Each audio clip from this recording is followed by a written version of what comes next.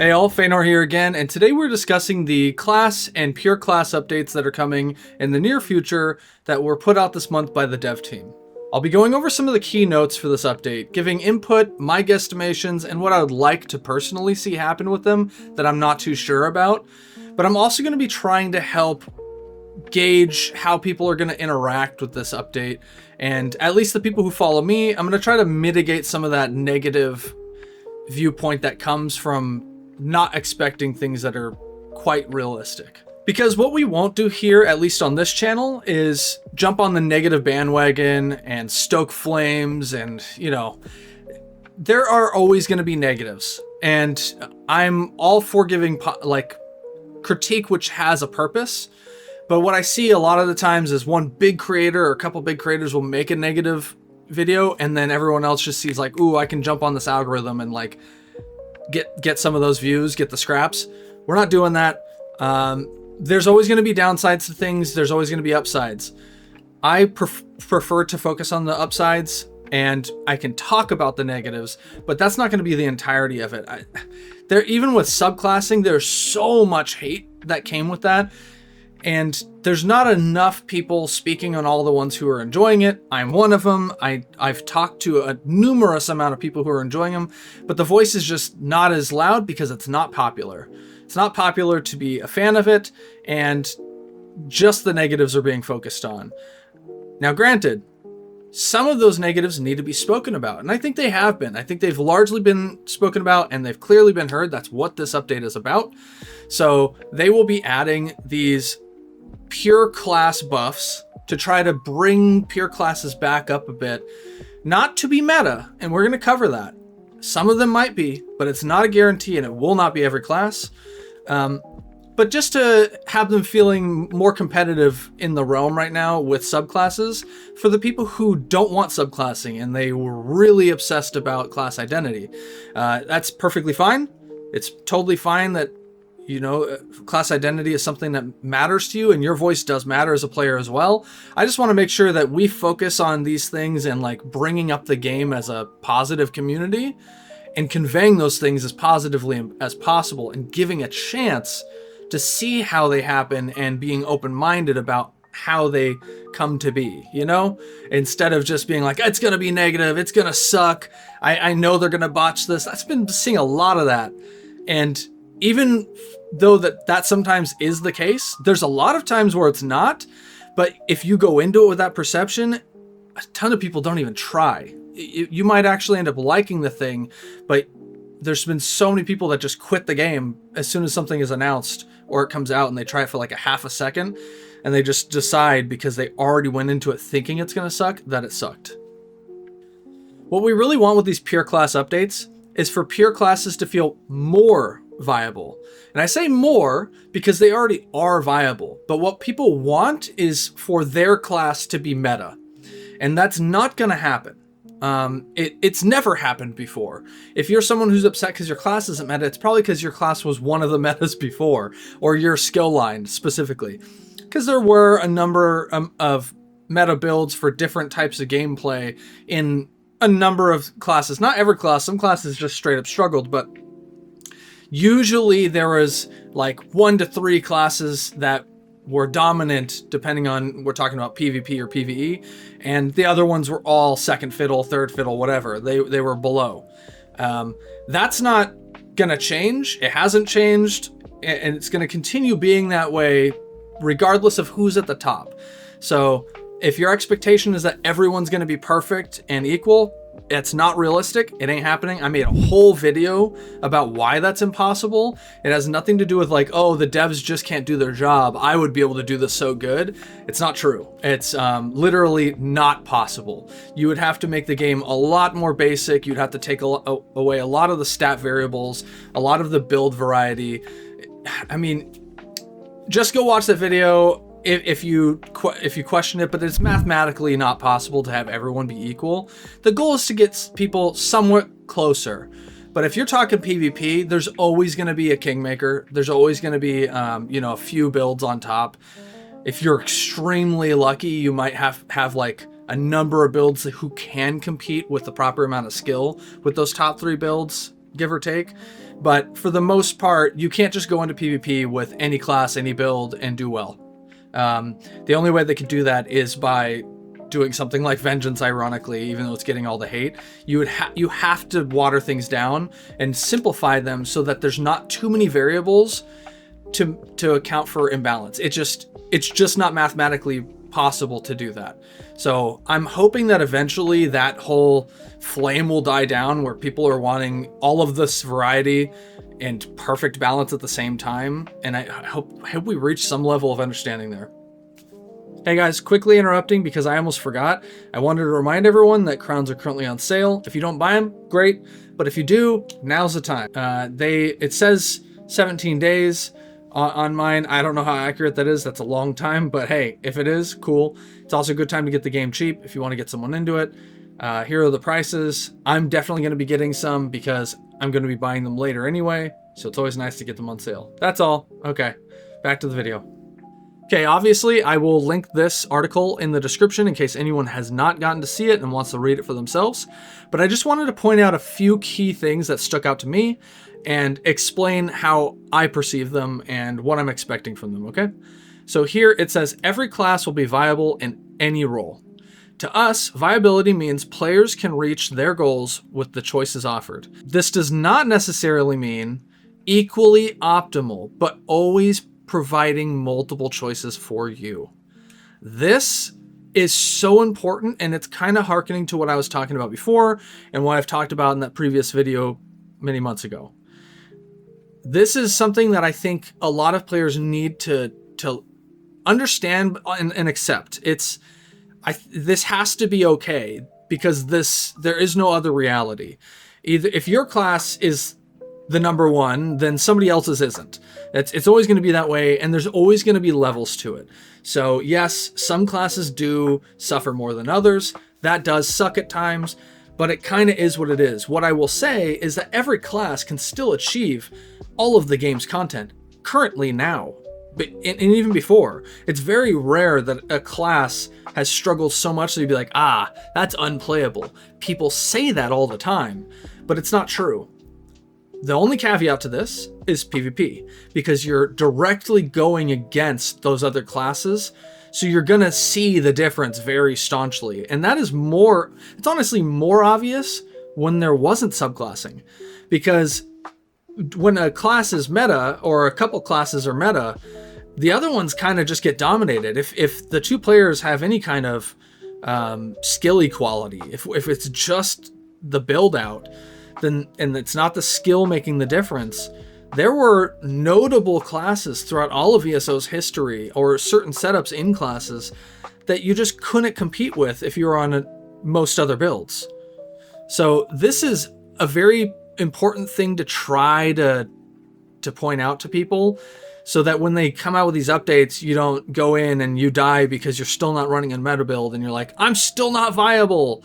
They don't mean it like that. They mean you can go out and do all of the game's PvE content, and you can find maybe a PvP build that allows you to get by within certain limits, but you're not going to beat every single build with every single other build. It's just, that's not reality.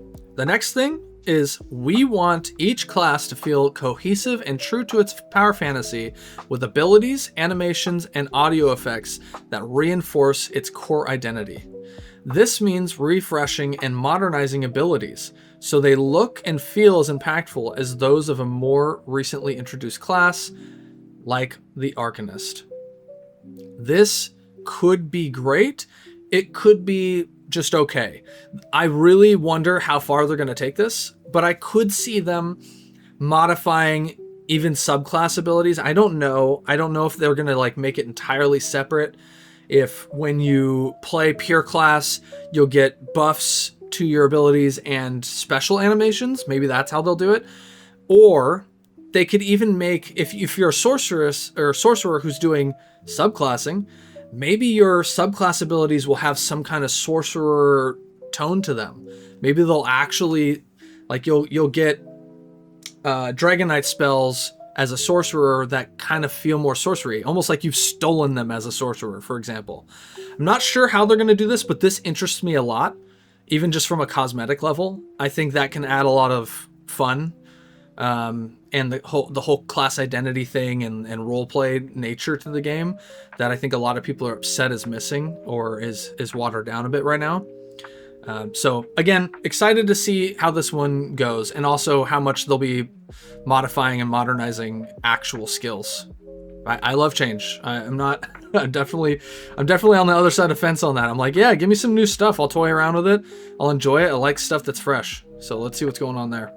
This one here, it's just thrown in there in the goals in between everything else. But I actually think it deserves a big highlight, and I'm very curious. I am hoping that this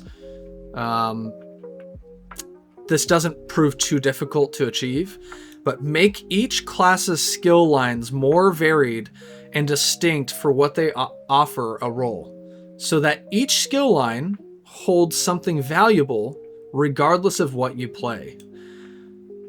I don't know if they just mean having no skill lines go essentially unused, or if they actually mean a skill line can be like your primary setup and have it still be just as viable, or not just as viable, but you get what I'm saying, like pretty viable compared to others in the grand scheme. That's a big undertaking if that's what they mean. I don't want to put too much weight one way or the other, but I like that it's being discussed, and I like that it's a focus, because I do think that certain skill lines are just completely dead. And I hope this also extends eventually out of the classes and more into like guilds and stuff. I would like to see some revamping and additional spells added to other skill lines. And here is the most difficult part of all of this, and the thing that I think is extremely trivialized by the players, and we throw around terms, or not everybody, but a lot of people throw around a lot of terms and demands that it's so easy and they're just incompetent devs and whatever, but address powered outliers in abilities and skill lines, and look at balance concerns as we progress through each of the classes, prioritizing mathematical and functional changes before visual and audio updates. The mathematical and functional changes have such an insane impact on the game's balance, and that's only ever recognized in the negative, I feel like. Whenever you try to do something positive when you are a game dev, and even though I'm not one myself, I know and have talked to plenty. I have friends who are game developers, not for ESO at all. I don't know any of them. But I know how difficult it can be, and I've helped do game testing and stuff for some friends. And it is extremely annoying and frustrating for them when, they go to fix something and I'm like, well, now you broke this, and now this is stupid, and now this is trivial. And I can be a lot more blunt with them, because I know it's not being taken a certain way. And also I don't give it to them and like, you suck. There's a way to present these types of things, but I want people to recognize that if they put a lot of work into this and it has some downsides, that's to be expected. Let's just hope that it's more positives than downsides, and really look for the positives. Don't just see the negatives and just say there's no positives, because I promise you that happens a lot. All right, and here we have a really cool graphical way that they have expressed the importance of classes to us and how they're hearing the community. I really like how they've pointed out what we're supposed to be feeling when we're playing the characters. And even as someone who isn't so obsessed about class identity necessarily, I do like this. And if it can be had, then I think I do prefer it. I just don't necessarily require it. I'm going to quickly go through these and read them aloud so that we can all experience what their idea of these classes are together. Arcanist, source of power. Seekers of truth and knowledge, Arcanists wield a form of runic magic so complex it requires a pact with Hermaeus Mora. Power fantasy. Their abilities shape fate by building and spending power and unleashing potent spells. Arcanists unleash bursts of power in cycles, excelling at mid and long-range tactical combat. Necromancer, source of power. Masters of life and death, necromancers use corpses as resources by unearthing undead minions and tethering themselves to the battlefield. Power fantasy. Necromancers gain power with each corpse they command, use enfeebling effects, and control the undead to do their bidding. Templar, source of power. Holy warriors who channel the power of the sun and Aedric entities. Templars use light as both weapon and shield, and they create sanctuaries. Power fantasy. Using the blinding power of light, Templars can keep pressure at a distance, but are truly a force when in melee range. Dragon Knight, source of power. Dragon-powered warriors who wield flame and fury with eruptive power, shielding their allies and themselves with earthen forces. Power fantasy. Conquerors that dominate the front lines and excel at controlling the battlefield, often by building power over time. Warden, source of power. Protectors of nature and the cycles of Nirn. Wardens use the seasons to adapt to preserve balance. Or fantasy. As with the changing of seasons, the Warden's adaptability allows them to quickly react to what the situation demands. This flexibility gives them freedom to fight and flourish on the battlefield. Sorcerer, source of power. As master strategists, sorcerers call upon Daedric pacts and dark magic as the source of their power. Power fantasy.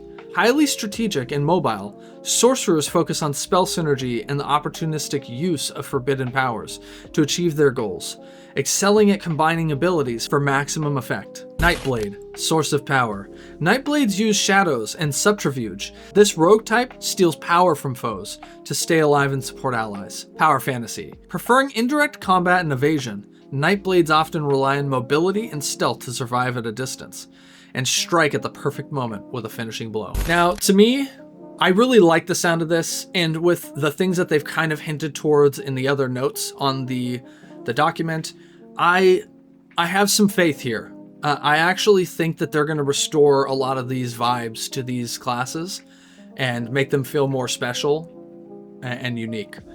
So I like that they're kind of like drawing from more of the heavy RPG and roleplay natures that obviously build ESO and Elder Scrolls as a whole series.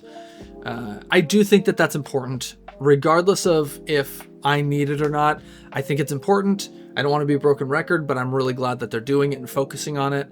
And I have faith that they'll restore it because they're seeing exactly how important it is to so many people. And for some, it really is a deal breaker. So again, I like it. And I hope other people are being optimistic and are excited to see where this is going to end up. In this portion right here, they point out that this is going to be a decently long endeavor. It's going to happen over many updates, but they are starting to work on it already. And they don't have exact deadlines for each class and how it's going to be changed and when. But they do say that they're going to be working on Dragon Knight first, and it'll be the first one that is, I don't know what to say, perfected, fixed, whatever, however you want to phrase it. Dragon Knight will be the focal point. So we can expect to see those changes happen for Dragon Knight first, Warden next, Sorcerer after, Templar next, Nightblade next, Necromancer next, and then finally Arcanist. I think Arcanist, as they've stated before, is the one that's closest to how they want it to be anyway. Obviously, it'll need some pure class changes, but it is already very strong. It is one of the newest class, or it is the newest class, and it kind of sticks out for itself anyway. It's applied in too many other classes now with subclassing. So this makes sense, and it is interesting. I kind of expected them to like work on it behind the scenes and then release it all at once. But I wonder if they're wanting to do this to see how it's accepted by the audience, the players, once they release like Dragon Knight or the majority of updates for Dragon Knight, and then change how they interact with the other classes based on community feedback. Not sure, but I really hope that we work through this as a dev/player team. And when those changes come, we give them a good shot and really give them good feedback. I don't mean like positive only. I mean like good feedback. Tell them how you like it, how you don't like it, what you would like to see different in the other classes, or how you'd want them to revisit Dragon Knight. Say it's not quite fixed yet, but like try your best to do it as if you are the dev working on your class, because they really, especially right now, it seems like they really are listening. The whole joke is that they don't listen and they just do whatever they want. They are right now. And I think they do want to fix things and get our numbers going in a positive direction. So when these things come, go about it the most professional way. Make posts on the official forums, break things down very professionally and say like what you'd like to see. You might literally make your class the way that you want it to be played if you give the right suggestions and a lot of people agree and you get out there and be seen. But if you just stay quiet and say, I hate this game, they ruined my class, you're for sure not going to help have that happen. So try to be the change that you want to see. It's super, cliche, but honestly, be the change that you want to see. When these updates come, you will still need to make choices between what is best and what you find most fun. Maybe you like your subclass build, but a new pure class setup is better. Maybe you like pure class, but a subclass is still prime. Is the difference in power more important, or the fun you're having playing the setup? The devs cannot make everyone's preference the best, so there's always going to be some portion of players upset that their primary way to play is not king, regardless of what direction they buff. This has always been true, and usually in the past, it was certain classes and certain skill lines in those classes which just outclassed everyone else. As someone who is extremely adaptable and not obsessed with having the #1 stats or numerical output at all times, I'm generally open to a lot of these changes, and I'll find a way in which it's fun for me to play. Not everyone has to be this way, but I would encourage the most open-minded approach to such change as possible, because you'll find yourself having a lot more fun in games the more you're able to do so. And a lot of the time, you can really prevent yourself from even finding out for yourself for how much fun something is. If you come from watching a different creator who doomsayers every update, a lot of players quit before subclassing even hit the game, or immediately when it did without properly trying it. And I've already seen and spoken to a number of returning players who realized they overreacted a bit prematurely. Personally, I've had fun with it the whole time. I've convinced some to give it a try with success, but I still understand not liking it, which is fine. But it returns us to the issue of, if your favorite setup isn't meta, is the game bad, or are you just making a choice to play your favorite setup instead of chasing the meta? To me, that sounds perfectly fine. The rage against the game for your setup being weaker than the new metas is what I don't agree with. Personally, I'm glad that they are pushing in the direction of aiming to have some pure class setups be meta, or near meta. Since there has been a culture of class identity created over the years, my only concern is that it won't be every class, of course. So some players whose mains don't get as strong as the others will still enrage themselves over the disparity. But hey, maybe people will be more level-headed about this one. I don't know. We'll have to see. Personally, I am excited to see what I'm going to be able to do as far as builds go with Feanor, because Sorcerer is my main.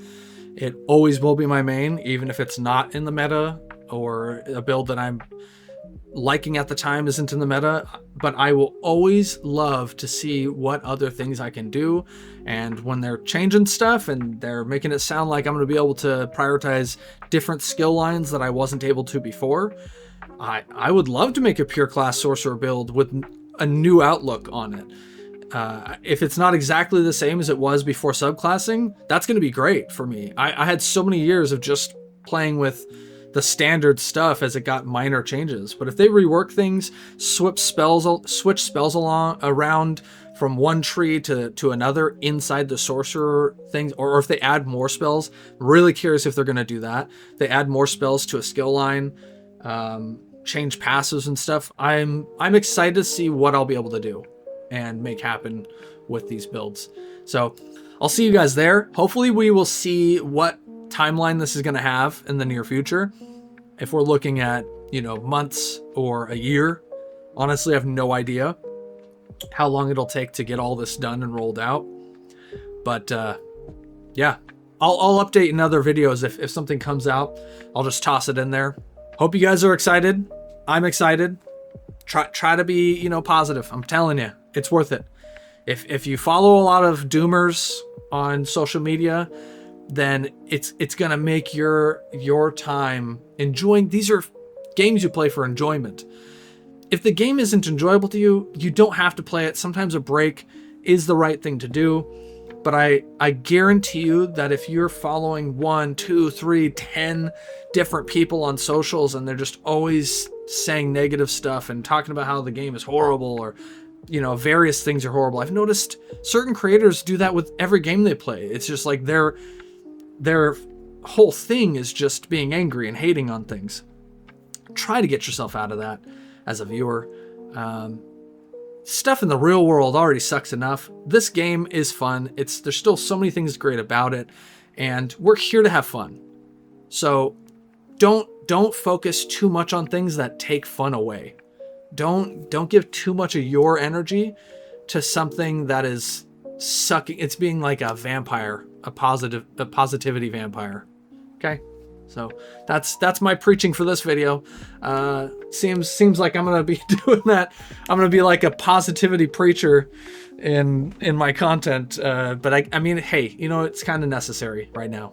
So anyway, see you guys later. Hope you enjoy the video. Like, comment, subscribe, and I'll see you in the next one.